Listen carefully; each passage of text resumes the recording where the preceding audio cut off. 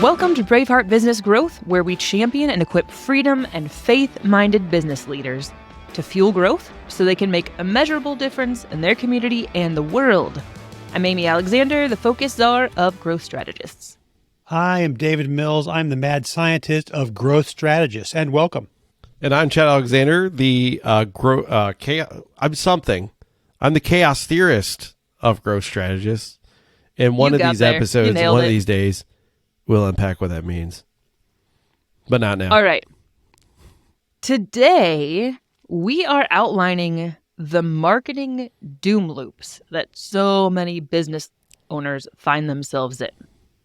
From the belief that more marketing will bring leads to feeling that you'll have to bootstrap until the end of time. There are a whole slew of cycles that businesses fall into. Today, we want to talk about some of the false dichotomies, the false belief systems that you might be sitting in, and how to try to break the cycle. Should be good. Hey, Chad, doesn't the doom loop, isn't it like a video game term? The doom loop? It reminds me of what happens to me when I'm playing my latest video game. I keep losing and I keep having to regenerate over and over and over and over. Something's wrong with this cycle. I don't know what it is, but it's a doom loop. Yeah. I mean, a doom loop is just essentially something that happens over and over and over again, and you can't get out of it, and it's negative. So it's like Groundhog Day. That's exactly what I was thinking. But worse. Groundhog Day. But worse. With no groundhog. Yeah. With no learning. Oh, exactly. So a doom loop is being insane. Okay. Got it. Well, let's not do that. Let's not. So the first doom loop we often see and we have fallen into in our own, history is the idea that more marketing, somehow just like more, will create more ads, more money in our marketing budget, bigger billboard, more social channels. I don't know. It's more out, right? Whether it's money or time spent. I like to call this more. I like to call this the more myth. So what happens is I decide I want more leads. And so I believe that there's a one-to-one relationship between the dollars I spend in digital ads and the number of leads I get. So I spend more money in digital ads with the very strong confidence that I will in fact get more digital leads. But the problem with these doom loops is that we have this belief or this assumption. We take an action that seems entirely logical to us, but the outcome is just a huge surprise, right? So sometimes you put more money into digital ads and what you get is more expensive digital ads because you get fewer customers and your return rate goes down, your ad costs go up, and guess what? You're spending more to acquire a customer. So the more myth is like just thinking that if you do more of it, it will make you better, right? Mm-hmm. And which of course I'm sure that most of the digital ad companies would entirely think this is a good idea.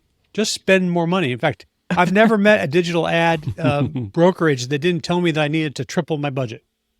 I'm sure there's a good reason for that, but it makes me wonder, right?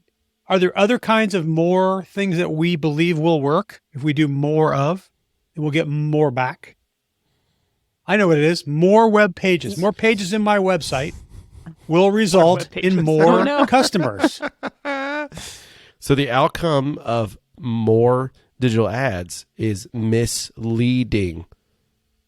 Pun intended. You're not going to get any leads out of it anyways. Misleading. That was bad. Good pun, Chad. That was bad. All right. No, it's good. It's good. One that I often see is content. More content. More content. Now, I say the words more content to my clients like every day. I'm like, you just really need more content. But what I actually mean by that is you need more strategic, quality, frankly, in the world of content, like expensive, hard-earned content that's highly valuable. That's what I'm actually saying when I say more content. A lot of people have PTSD from content because so many of us inbound marketers for like the last 10 years have been like, you just need more blogs, just more content. And then they put out a large quantity of terrible articles which do nothing for your authority. Or in the recent Google algorithm just tanked websites, like websites that were doing well, they just tanked because they had lots of terrible content. And so I think that the more content myth is like, really, there's a lot of trauma out there. So I'm here, guys. I'm here to help you heal from that content trauma. More can also be a problem when we do more things that are not integrated. So we do more blogs, but they have no calls to action. They have no link. They're not in content clusters. And even if they are good, and even if they get people to come to our blog, they do not create customers because they're not integrated into a buyer journey. So more has to be integrated. So the flaw here is thinking that more is always the answer. So I think, and if you want to get out of this doom loop, you have to adjust the expectation. We would say more best of internet content. That's what we'd say, not just stuff to put online. And it's also like a problem for your consumers too, if you make them think more or do more. So like people will put a blog out there and then say, check out our website for any job opportunities. Wrong. Like you want to put them on the page that has your job opportunities. Do not make them work. Like make them come to your work. You know what I mean? Like don't take them out there. Bring them to where you want them. There's a foundational web design book called Don't Make Me Think. Exactly. And every web designer needs to read that book because it's old, but it's still true. People do not want to think when they're on your site. Mm-hmm. The thing that is funny to me about more money in ads is, and I've fallen into this, so this is not me making fun of you if this is you, but for some reason we think that when we couldn't convert at a high percentage, 100 people, we're like, well, we just need enough money to get to 1,000 people or 10,000 people, then we'll convert. Well, okay, yeah, it's a numbers game to some extent, but we don't come to the more logical conclusion that, we shouldn't spend more money on something that's not converting. We need to continue to test and find something that converts. And then we will not be basically gambling our ad spend. We will be putting money on a sure thing that already shows us it converts. And a lot of us think, without anyone ever, like once someone tells you that, you go, oh yeah, duh. But for some reason, we don't think that way. We just think that if we just had 10,000 people, that for some reason we'd have a high converting ad, and that's just not. Well, you say gambling, right? It's like going to the racehorse. I'm not a bettor, or I don't go to races, but going to the race course and just picking any horse at random and not knowing if that horse has ever won a race in its life, and putting all your money on it and saying, yeah, it's a fast horse. I'm going to put more money. I'm going to double down, and this thing's going to run faster because I spend more money. The ads are going to do better because I spend more on them. Wrong. Hey, here's two more mythologies around this. Wait, really quick. I don't gamble either.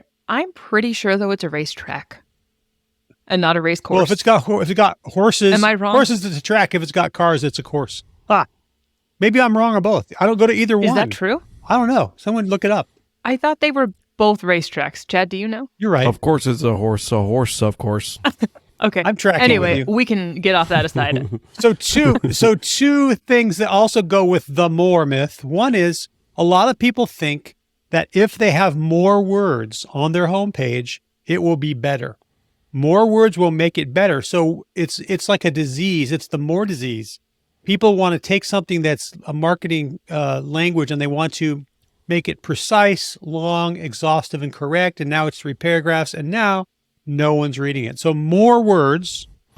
Or they want links to everything. Yeah, more links. So more menu items, right? They're like more links to all the things. Way more menu items. Double or triple your menu items. Add a second and third and fourth menu. And then add another menu on every subpage. That's what you should do. You should have as many menus as possible because more menus is a better thing, right? Wrong. And the truth is, bringing a whole new meaning to the word hyperlinks. Hyperlinks. Hey, that's good. Chad. Hyperlinks. You are good. Hyper. So, what was I saying? It was fire. How can we compete with this? I'm sorry. It's all right. That's how I roll. I have no idea what I was saying. We should go to another client that marketing has doom loop. Multiple links. We've beat this all right. race course to death. Yeah, we've we've gotten more content out of this one than it. Yeah. So how about this one? This is from the movie Field of Dreams. Build it and they will come. Right. So just because you have a website set up, just because you're advertising, people are going to start coming in droves. Well, it goes beyond that. Unless an angel of the Lord comes to you and tells you. Really. It goes beyond that, though. It's not just if I have a website. So having a website is very important, right? It's not just having a Facebook page. So it's important to have a good website that does what it's supposed to do. But I would go farther. Some people think if they just have the best business, the best service approach, the best products, or the best team, if they just do that, they build the machine, then people will just come. And so, it is true they will get some good referrals and people will say, hey, those guys do a really good job, but it does not mean they're going to fill the stadium, right?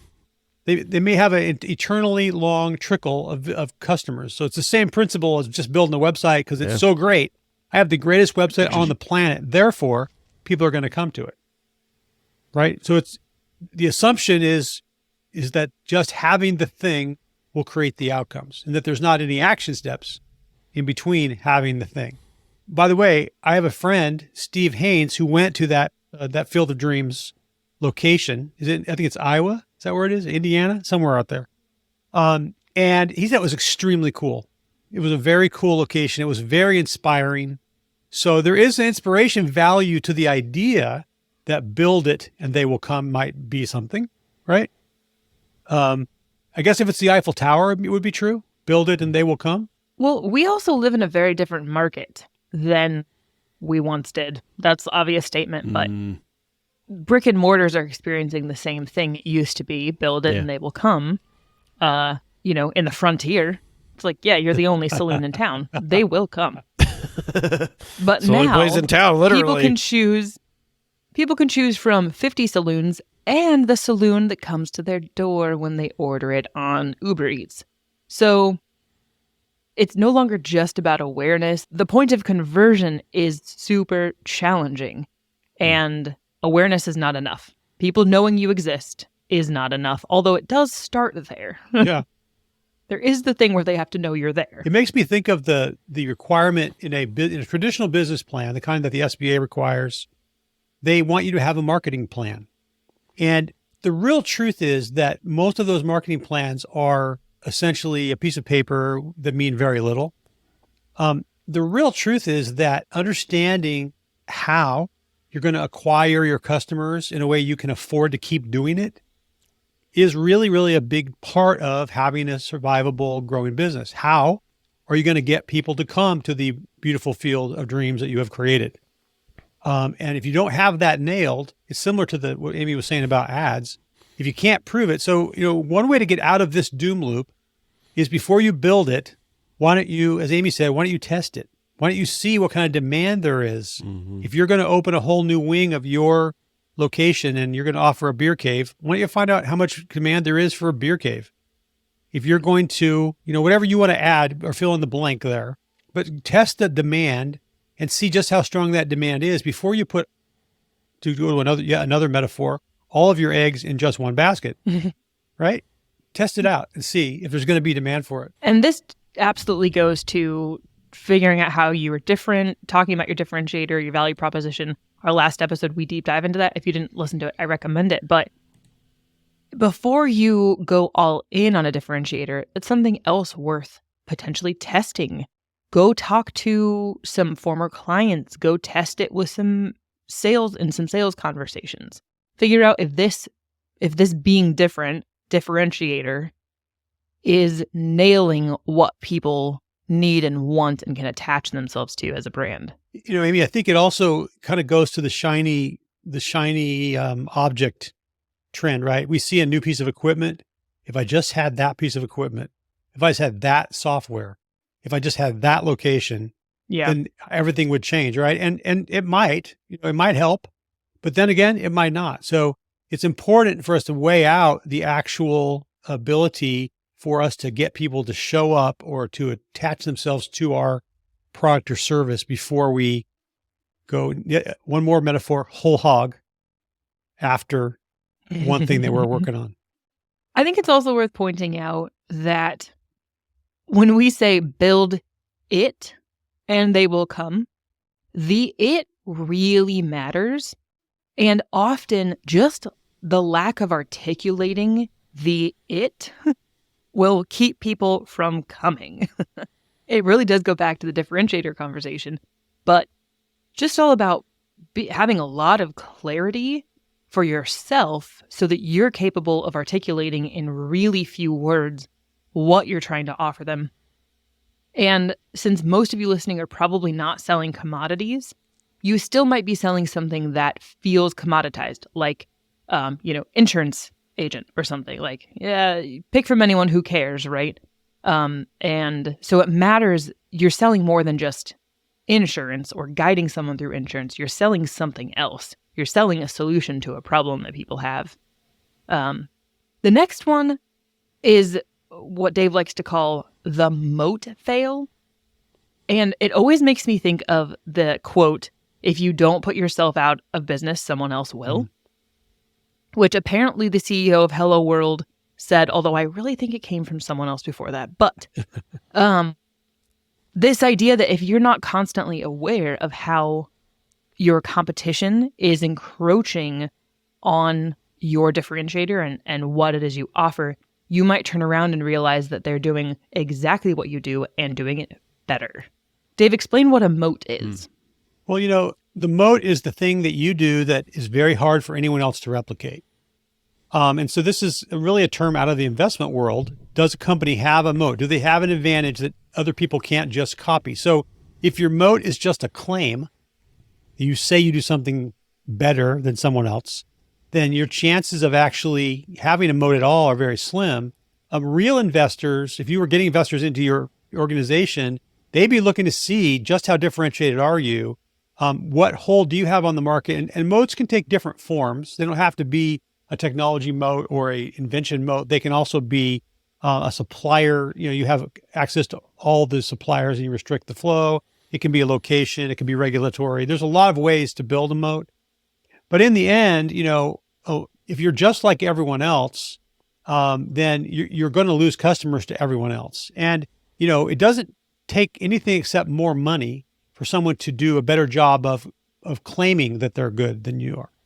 They just need to put more money into it. They can do better videos. They can do more advertising. They can have better spokesmen. They can hire a celebrity, whatever. And they will give you a run for your money unless that moat is real. And think about the things you buy on a regular basis and whether or not you could get those exact same things in another product. And that's what creates that moat. So the moat will fail over time for sure, because someone is going to figure out how to get across your moat. It kind of makes me think of Monty Python, and Absolutely. Yeah. But it's not about Monty Python and very bloodthirsty rabbits. It's really about your business. Run away. That's right. How do we make sure? So if we assume our moat will not fail, then the market shifts, our competitors get smarter, some competitor gets a bunch of investment money, and all of a sudden our moat evaporates. So the doom loop here is living as if your moat will hold, right? And so put yourself in the medieval castle for a second. The Attila the Hun and the invaders are coming, and you're sitting there with your archers and your guys with the boiling oil and all the other stuff. And you're just assuming, hey guys, no sweat, the moat will hold. I know it will. Right? Big mistake. That's when Attila Hun pulls out a holy hand grenade. Boom. Anyways, to mix more metaphors. That's Attila the Bomber. You guys are so metaphorical today.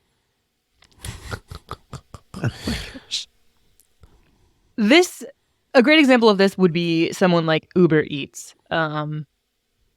Uber Eats is now just one of the many options you have for having food delivered. It was kind of the groundbreaking first to do it really, really well and to make that a more culturally acceptable, like daily event. For some people. Having food delivered. For some people. That's why I said culturally acceptable. Must be nice. No longer are judged for Uber Eatsing. Uber Eatsing? I like it. I'm here for the word. Okay. Anyway, but now what has become a moat actually, or at least a driver for people, is where are you? Which app are you on? Which I'm going to use this app because it has my kinds of restaurants. And the restaurants are choosing based on the percentage these apps are taking from them. And so Uber Eats has lost a bunch of market share. I think, I actually have not researched this. I'm just pretty sure they have, because they're one of the more expensive options for restaurants. Right. They take a larger percentage. So, especially if you are innovating, you got to stay on your feet. But for a lot of you, you're not innovating in creating a blue ocean, creating a totally new product. But you do really have to think hard about that differentiator, go all in on it. I would definitely not identify one and then sort of let it sit, because that's a great way to have your moat totally evaporate behind your back or without even seeing it coming. And I think, you also have to think about the fact that to some restaurants, and I can't speak to whether this is factual or not, but to some restaurants, they felt strongly that the fees that were being charged were predatory. They were way too high. People had no choice. For so sure. to set your moat up on the backs of someone else, mistake. Because as soon as they get a chance, they're going to shirk off that shroud of slavery, and they're going to do something different, right? So it's very dangerous to build a moat on someone else's back. And the other thing you just said, Amy, is really important. If you have a moat and it's working, then what should you do? You should start building your next one, because the one you have is not going to hold, right? So start building the next one, start experimenting, and be ready to roll it out and begin trying it out before you actually have to have it. And, 2 moats are better than 1, right? I would say probably 25%, if not more, of the businesses we work with had a moat that it's like the loss differentiator concept. They lost their moat and they were the ones who started it, but eventually all their competitors followed suit, and they're sort of left suddenly saying the same thing as everyone else when they never were before. So it definitely happens. What they say to us, like literally they say, well, we invented that term. We came up with that, and we've had customers say those exact words to us. We're the ones who started this. We're the ones who made it popular. Well, it's not doing you any good right now, because you've just lost your moat and it's full of invaders. So you got to find a new one. And what have we learned about saying you have more experience? People don't actually really care. Like, they're like, that's cool that you invented this term. You're not articulating it as well as those other guys anymore, and they seem to do it better. They don't really care. Hey, we brought video games to America. Yeah, you see that VCR looking thing over there? That's going to take over. Anyways, 1980s. You had to be there. All right. Our next one is Bootstrap Forever. Forever. Man, we're just like all the movies all over the place. Bootstrap Forever means that somebody who started out as a bootstrapper, and bootstrappers, what do? They kind of cobble together resources. They slap together different softwares. They get some people who have kind of raw talent, and they just kind of make it work, right? So some people start out that way, but they never actually change gears. They just keep doing that. And so they might be a $10 million company, and they're still cobbling together all kinds of goofy software to try and make it work. And they're still hiring people who have raw talent but no experience. And they get stuck in this doom loop of, we can grow a company the same way we started a company.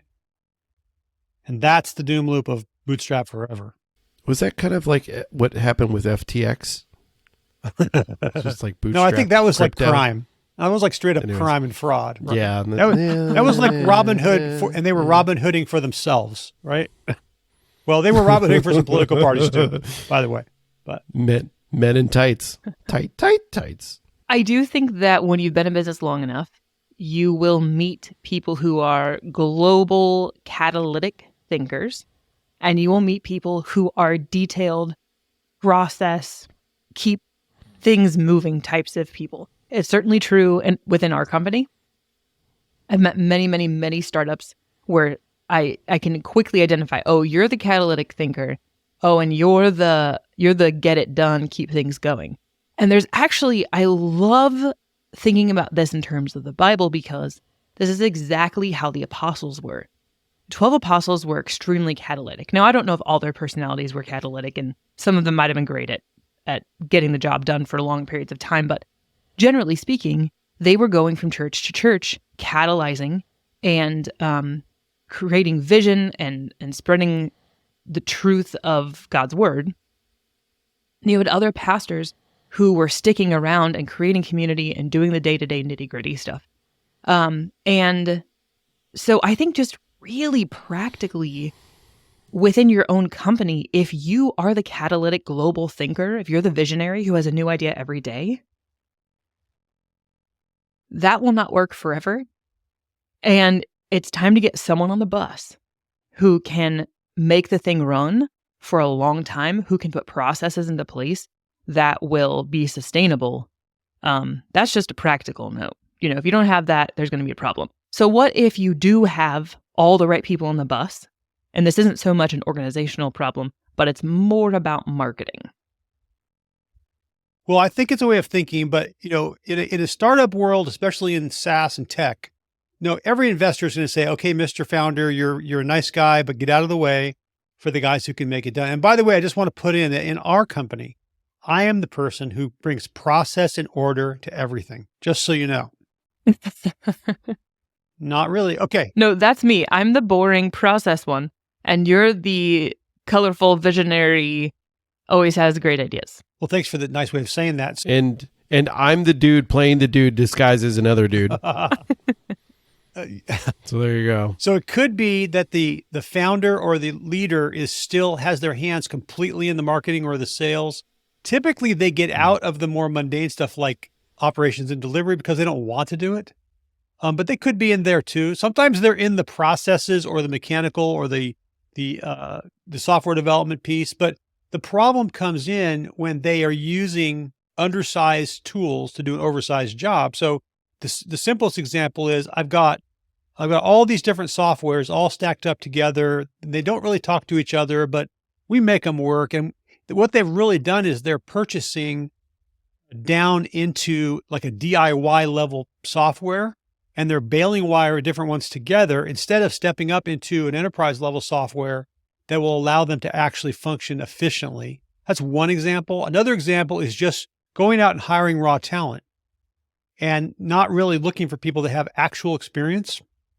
If you're going to hire raw talent and you want to help them level up, you're going to have to put them alongside someone either inside or someone that you've hired from the outside to come along and help them grow up. And I think for us, like we actually like working with people who are trying to level up. We want to help them. We enjoy that process of kind of coaching them up. But that has to happen. Otherwise you end up in this doom loop of we're still in the bootstrap mode and everything is not very efficient. And you can't really grow a company or be profitable if you're not efficient.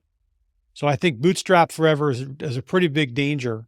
And it's tempting, like, you know, what happens in the software world is people create very high level software and then pieces of it get spun down into the DIY level and they look really good and they sound really great. But the truth is they're not enterprise and they don't do everything the enterprise does. You know, they are just a small piece of that.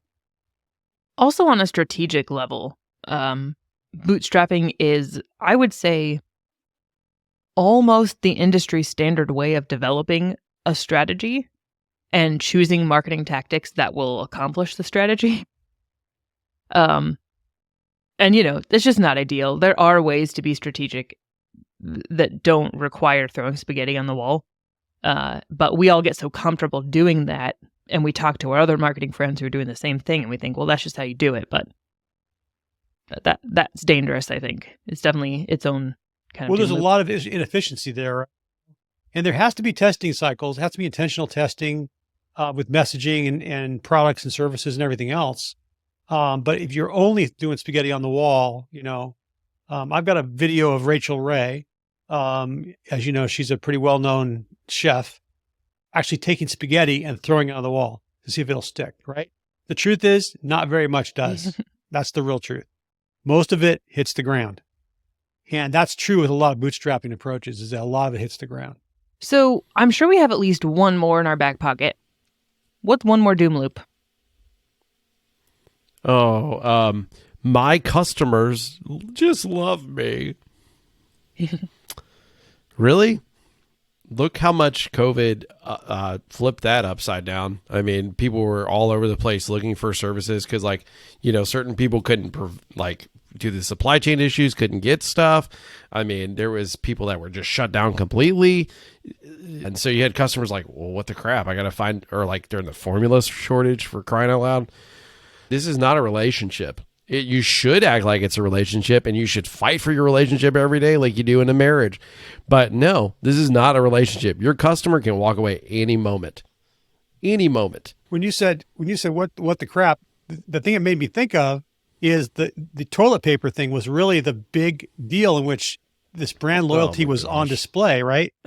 People are going for toilet paper, which they gotta have. And so what they see in the store is like bamboo. I'm not buying bamboo toilet paper. Sorry. I don't, that's not where I live. I don't live in the Philippines. It's horrible. Right? I don't know if it is. I'm not going to find out. But I think, brand loyalty just exploded. It blew up. And so, by the way, which is really good for people who want to start something new, because now there's all these free customers who are no longer loyal to the previous provider. But the doom loop is assuming that your customers are loyal to you at all costs. They'll come to me no matter what. And during the pandemic, people found out that ain't true. And somehow they've got to figure something different out. So the assumption, just like with the moat, you cannot assume that the brand loyalty will hold. I think one thing you should be doing about it is you should be seeing how deeply you can build those relationships with your customers. How can you create a level of trust and value and connection that's bigger than maybe what you started with, and deepening that relationship? It's, that's very significant. So that should be something you're doing. Otherwise, you're living in this risk world of, I don't know whether my customers will stick or fly if things get rough, right? Some of the practical ways to start down that road is, one, to introduce yourself at the very beginning of the relationship as a guide. Someone who is going to walk them through the buying process and how to make a great decision. Someone who is not a salesman, not trying to sell your product at all costs, but trying to help them understand the best solution that, if aligned, will lead to your product. Another one is to capture the values and the emotions. So actually articulating and verbalizing or messaging out emotional feelings about the buying process, as well as listing values that create better brand loyalty, that create better alignment. Someone says, yeah, that's my value too. And then another practical one that we just love is when you have a cause. When you actually have a measurable portion of your money intentionally going toward something that is bettering your community or your world, that's a great reason for someone to stick around. And if you can talk about it in a way that's really genuine and heartfelt and not annoying or salesy, then that will create stronger brand loyalty for sure. And the important thing about that is that when you think about the mission or the cause that you're going to connect to as a leader organization, it shouldn't be focused only on what you're passionate about. It has to sync up with what your buyers and your customers are passionate about. If it's something that's unrelated to what they're passionate about, then they're just not going to connect in the same way. I was watching this morning as I believe his name is Mr. Kraus from Mission Barbecue. He handed this check for $1.4 million to a veterans charity on live TV. I thought, they built their brand on this mission to be supportive of first responders and veterans. And so, in active duty service people. So I think you have to, when you think about creating this alignment and you want real loyalty, then I think what you have to do is you have to make the story bigger. Your story as a business has to be bigger than whatever the widget is that you sell. It has to be about engaging in the life of the people that you are working with. And how can you do that? How can you be involved in their life in a bigger way? We're going to be talking about this in a future episode, but there is definitely a brand unification element that requires the values you have and the causes you support to align within the story so that it's to some degree what someone expects.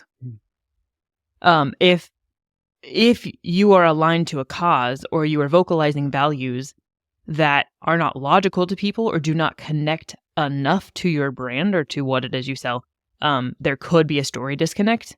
And I certainly saw that a lot during COVID, I think. A lot of us became a lot more aware of where our money was being spent and what kinds of terrible things woke culture is putting money into. But I still am surprised when I find out certain companies are given to certain things, because I think, isn't that the opposite of who you serve? Like the American Girl doll situation, right? American Girl Dolls put out this crazy book about how to suppress your puberty. And I'm like, I said, Dave, don't they know their core audience is like homeschooling Christian? Crazy. I don't think that aligns. It'll be interesting to see what kind of fallout. So their doom loop's going to be, my customers used to love me. Right? You can break this yourself if you're not careful. Better make little historical dolls more interesting to woke feminist 10-year-olds. Evidently. Hey, we got to wrap this up, Amy. Amy Chad, thanks for your great insights today. Yes. It was big fun. Hey, thanks for joining us, everyone. Thanks, guys. We will be taking a week break for the upcoming holiday, but we'll be back in the new year. Obviously. You should too, for crying out loud. Yeah, turn off the podcast. Go spend time with your family. Don't be an Ebenezer Scrooge. We'll be the one afterwards. Okay, after he's Reformed Ebenezer. Saved. Reformed Ebenezer. Be a reformed Ebenezer this holiday season. I love it.